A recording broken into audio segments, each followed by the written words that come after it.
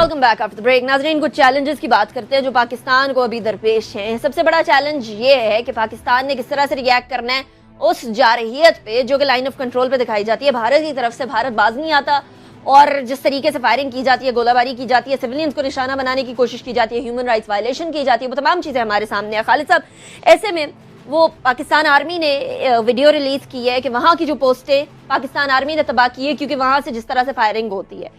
ये एलओसी पे जारहियत हो रही है, कश्मीरियों के ऊपर नॉन स्टॉप सितम ढाए जा रहे हैं।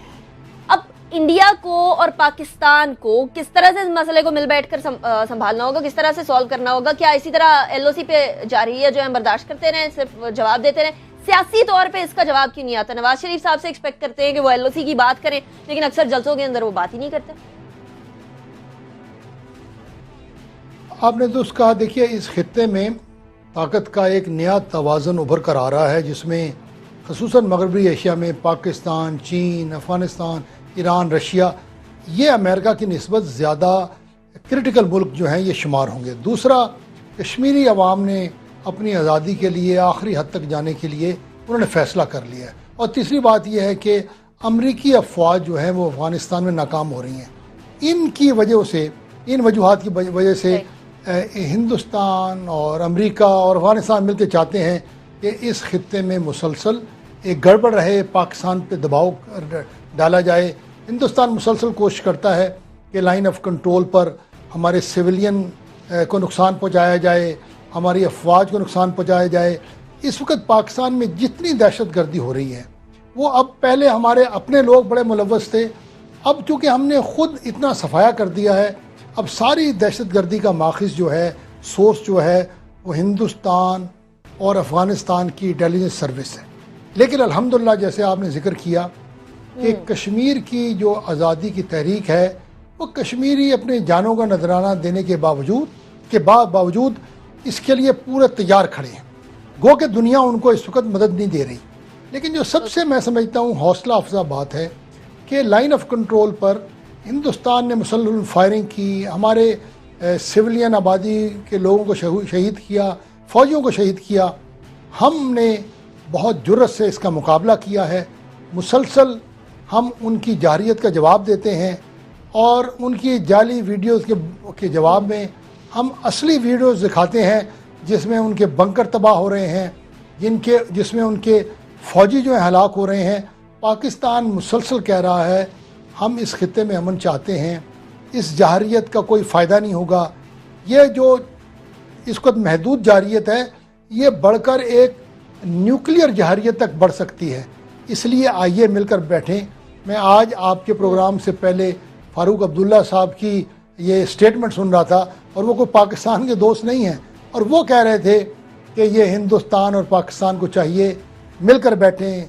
चीन ने मसालियत की पेशकश की है, ट्रंप ने मसालियत की पेशकश की है, तो हिंदुस्तान और पाकिस्तान को चाहिए कि ये मशरकी सरहदों पर जारहियत को ख़त्म कर कर मिल के बैठें और बातचीत शुरू करें जो पाकिस्तान ने मुसलसल जिसके लिए अपनी रजामंदी का इजहार किया है। लेकिन हिंदुस्तान शायद ये समझता है कि पाकिस्तान के अंदर कोई कमज़ोरी है, हम ताकत से घबरा जाएंगे। अल्हम्दुलिल्लाह हमने हिंदुस्तान की जारहियत का सरहदों पर और मुल्क के अंदर इतना अच्छा जवाब दिया है। इस वक्त देखें, बावजूद इसके कि चंद वाक़यात होते हैं, आज कराची में 2 पुलिस वाले शहीद हुए हैं, चंद दिनों पहले कोयटा में एसपी शहीद हुए, पेशावर में शायद कुछ फ़ौजी शहीद हुए। इन तमाम जो चंद एक वाक़यात के बावजूद हमने मुल्क में अमूमी तौर पर दहशत गर्दी को शिकस्त दी है। मैं कहीं पढ़ रहा था, एक वर्ल्ड बिजनेस काउंसिल ने कहा है कि पाकिस्तान में 95% शिद्दत में कमी वाक़या हुई है। दुनिया से जो इन्वेस्टर हैं या दुनिया से जो टूरिस्ट हैं या बिजनेसमैन जो हैं वो पाकिस्तान में आ रहे हैं। तो आपकी बात का जवाब ये है कि हमने इस तमाम हालात का मुकाबला किया है। मुल्क के अंदर दहशत गर्दी को काफ़ी हद तक हमने कंट्रोल कर लिया है, लेकिन इसका खात्मा तभी होगा जब हिंदुस्तान पाकिस्तान मिलकर बैठेंगे, हम अमन की तरफ जाएंगे। और दूसरा, जैसे आपने कहा, हमें अब दुनिया को बताना चाहिए कि देखिए ये दहशत गर्दी का सारा जो मंबा है वो हिंदुस्तान थे और अफ़गानिस्तान थे। मुझे कई लोगों ने बताया, कई फौजी दोस्तों ने बताया کہ جب بھی یہ امریکن سینیٹرز آتے ہیں ہم ان کو یہ تمام شواہد دیتے ہیں کہ اس بات کی کمی ہے کہ ہماری جو سیاسی لیڈرشپ ہے اس کو کھول کر بتانا چاہیے. ہمارے عوام دلیر عوام ہیں, وہ گھبرائیں گے نہیں یہ سن کر کہ ہندوستان اور افغانستان مل کر ہمارے خلاف دہشت گردی کی مہم چلا رہے ہیں. ان کو حوصلہ ہوگا کیونکہ وہ پہلے ہی اس وقت افواج پاکستان کے ساتھ مل کر دہشت گردی کے خلاف جنگ میں وہ ہماری مدد کر رہے ہیں.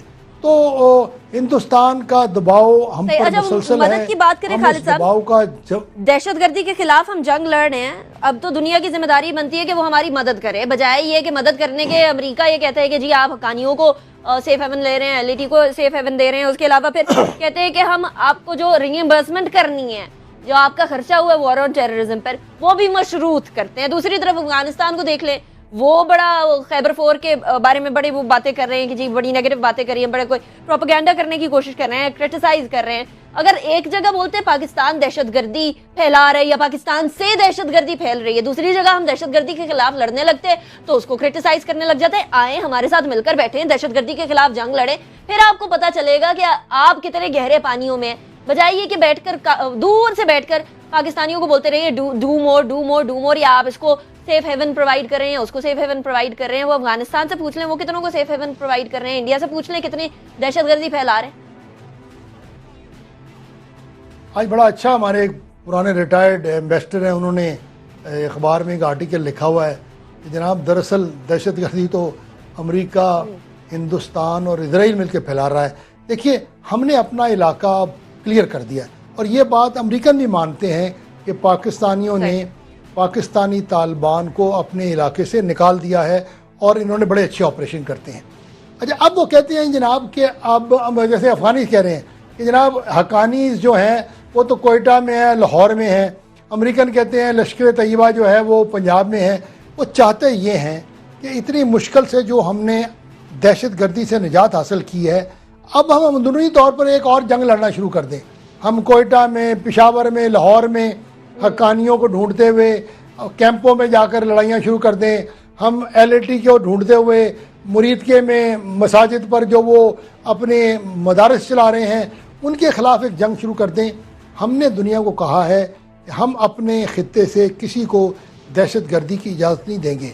ہم نے لشکر طیبہ کو کنٹرول کیا ہوا ہے, ہم حقانیوں کو پاکستان کا بیس استعمال کرنے کی اجازت نہیں دے رہے. اگر آپ نے کچھ کرنا ہے تو آپ افغانستان میں امن قائم کریں, آپ افغانستان میں داعش کو شکست دیں. جو پاکستانی طالبان وہاں موجود ہیں, ہم پہ حملے کر رہے ہیں, ان پہ کنٹرول کریں. اور دوسرا, آپ خود کہہ رہے ہیں کہ 15 سال کی جنگ کے بعد آپ طالبان کو شکست نہیں دیکھ سکے, تو آئیے مل کر بیٹھیں اور کوئی مفاہمت کی بات کریں. پاکستان کا نظریہ یہ ہے کہ اب وقت آ گیا ہے کہ جو افغانی طالبان ہیں, جو صحیح معنوں میں ایک پشتون سوسائٹی کا حصہ ہیں, ان کو آپ اقتدار میں شمولیت دیں, ان کو کوئی ایک سیف پیسیج دیں, کوئی امید دیں. اور ہم چائنا, رشیا, ایران جو کہ اس معاملے میں ہمارا ایک اثر رسوخ ہے, ہم آپ کے ساتھ مل کر بیٹھتے ہیں. میں تو سمجھتا ہوں کہ پاکستان کو بار بار امریکہ کی مددیں کرنے کے بجائے